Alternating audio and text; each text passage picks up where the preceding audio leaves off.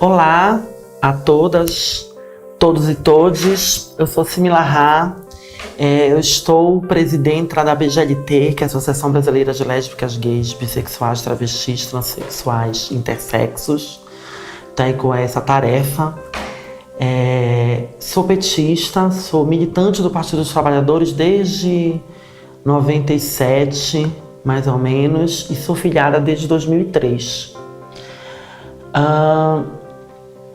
Nós vamos falar aqui sobre algumas mulheres dentro desse universo da diversidade das mulheres. Mas antes de falar sobre essas mulheres, nós vamos tentar falar um pouco sobre alguns conceitos, algumas especificidades.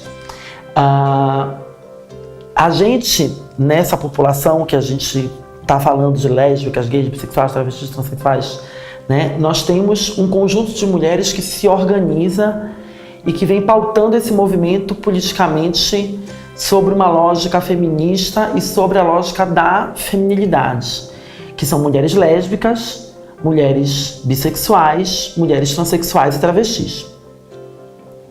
E nós vivemos numa sociedade capitalista em que a estrutura, né, o pilar que segura, ele tem alguns elementos, dentre eles o patriarcado. Essas relações patriarcais, elas foram constituindo na sociedade certas regras, certas tarefas baseadas em conceitos moralizantes, né? Que, para além de colocar o homem como centro, ele coloca a figura do homem e essa relação patriarcal como a relação possível de existir na sociedade. A partir dessa lógica, e por conta dessa sustentação de poder, do poder na mão dos homens, e vindo a figura dessa mulher como a mulher que ela precisa exercer o seu papel na sociedade para dar sustentabilidade a esse poder masculino, ela vai te impor uma realidade em que, se mulheres estão a serviço de homem, elas não podem estar a serviço de outras mulheres. Então não vai entender a relação afetiva e sexual entre mulheres como uma relação possível. Uma relação como essa é uma relação que coloca em xeque esse locus de poder, porque é inadmissível uma mulher não ter que estar a serviço de um homem.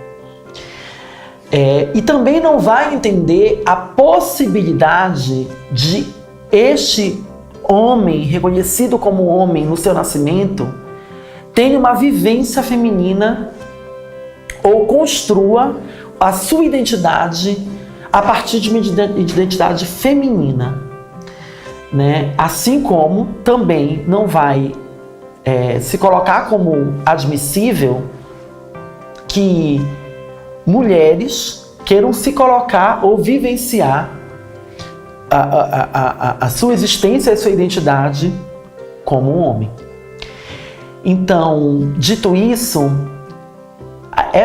existências e corporeidades como de mulheres lésbicas, de mulheres bissexuais, de mulheres transexuais, travestis, e para além disso, se a gente for falar também homens trans, são inadmissíveis para a sociedade por um fator principal: vai colocar em xeque relações de poder que sustentam a relação de séculos, muito antes do capitalismo, mas a relação de poder dos homens e na mão dos homens, e vai colocar em xeque toda a relação de opressão que sustenta os sistemas dessa sociedade desde a existência do patriarcado até agora.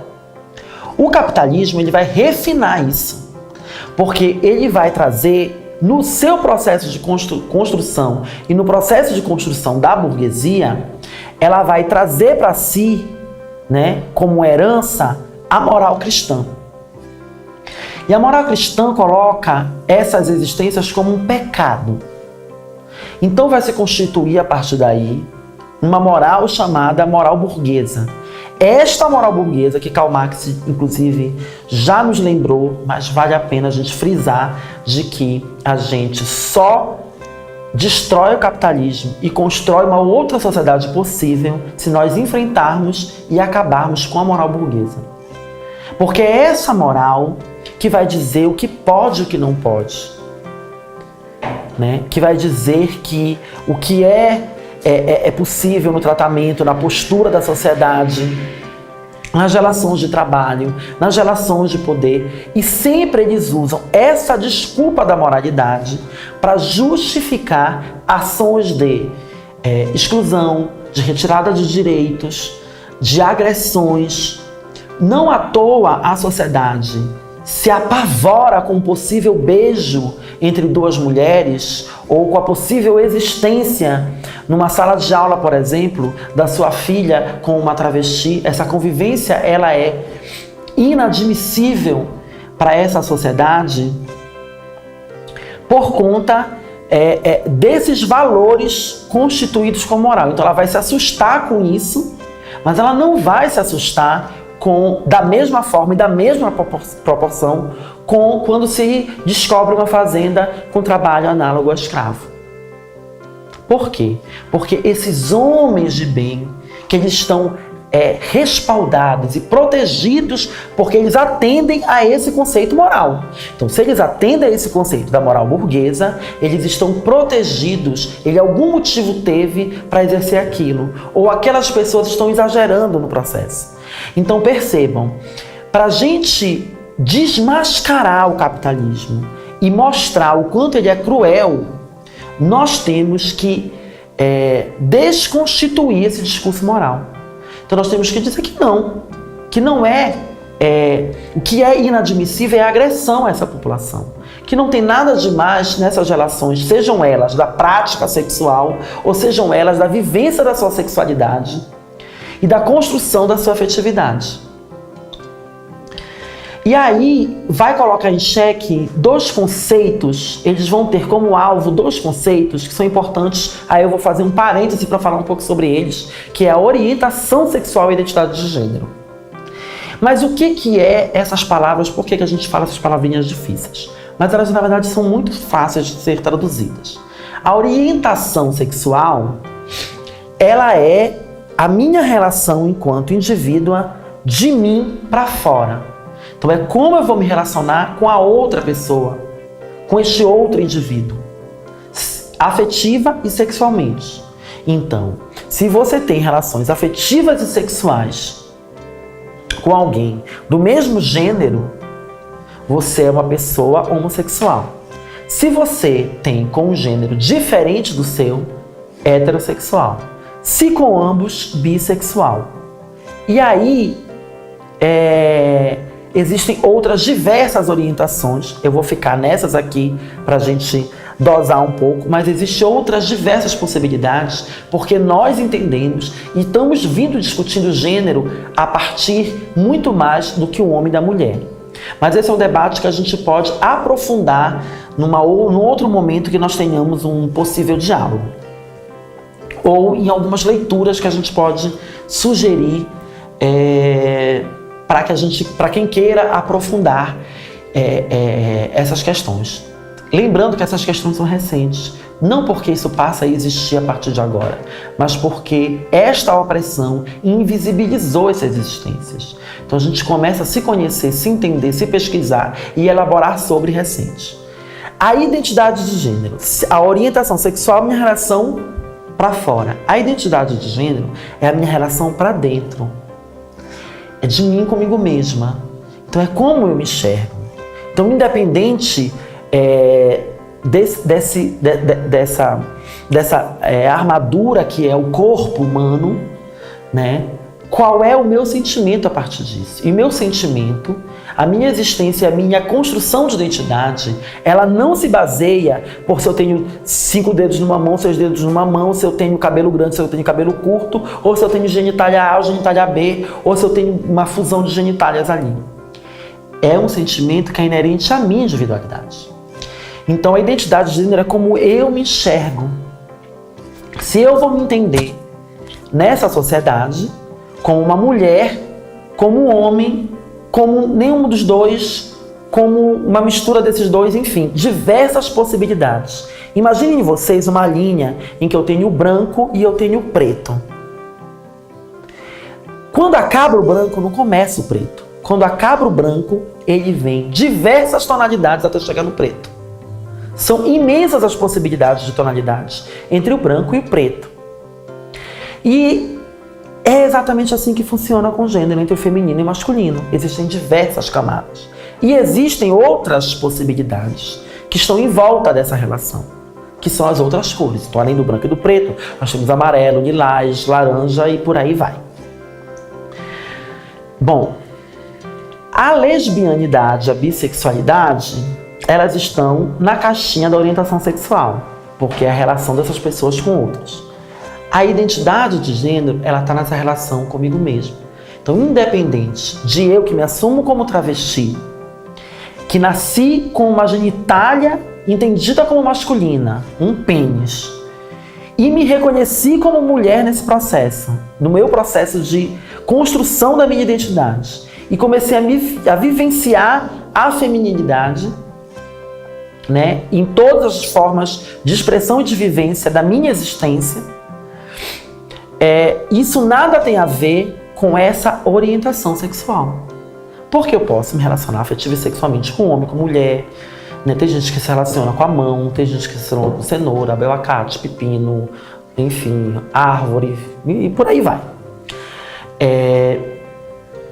E a dificuldade de entender isso, porque o patriarcado ele anula essas possibilidades, ele nega essas existências, ele oprime para que você nem fale sobre isso, para que isso não venha à tona. E essa opressão psicológica, né, essa opressão, essa violência física, essa violência que vem sofrendo essa população durante anos, fez com que por muito tempo não se falasse. Não quer dizer que não existia, não quer dizer que as pessoas não vivenciavam nem a orientação sexual nem a identidade de gênero, quer dizer que elas não tocavam nesse assunto. Né? Quem nunca ouviu falar, por exemplo, na Grécia Antiga, da relação dos homens quando iam para a guerra, em que se iniciavam com outros homens, né? E que a mulher ficava esperando, enfim.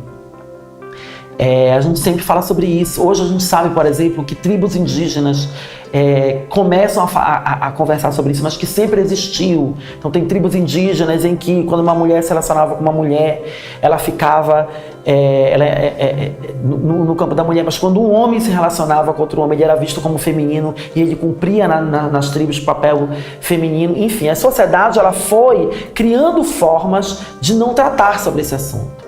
E a nossa autonomia, a nossa emancipação, se entendendo nesse processo, fez com que nós viéssemos falar sobre isso. E a partir disso, percebêssemos o quanto isso incomodava e quanto se colocava em xeque toda uma relação estruturante de sociedade. Por isso é tão revolucionário falar sobre orientação sexual e identidade de gênero. E por isso não dá para entender a orientação sexual e a identidade de gênero dentro do contexto capitalista. Pode-se até ter um entendimento que a esquerda, que os socialistas negaram esse assunto, isso é um outro debate. A gente pode fazer o debate de que é no socialismo que nós vamos conseguir debater sobre esses assuntos. Pode haver discordância disso, mas não tem como haver com discordância de que no capitalismo essas opressões são a sustentação dessas relações de poder. Uma outra questão que é muito questionada é sobre a questão da orientação sexual. Por que você fala orientação sexual? Orientação é como eu me oriento, eu também me oriento. Não é só a professora que me orienta, é só outra pessoa que me orienta. Eu me oriento. Quando eu saio de casa e eu percebo que se vai chover ou não, e eu assisto lá a Maju falando que vai chover e eu saio com meu guarda-chuva na bolsa, eu me orientei sobre alguma questão. E nós não costumamos falar sobre opção, porque opção é o que eu posso escolher. Então, opção é eu chegar no supermercado e eu dizer que eu quero um sabonete que tem 1/4 de creme umectante, hidratante, porque a minha pele é muito sensível. Isso é uma opção, né? Então, o termo que a gente usa mais próximo do que a gente quer expressar para a sociedade é a orientação sexual.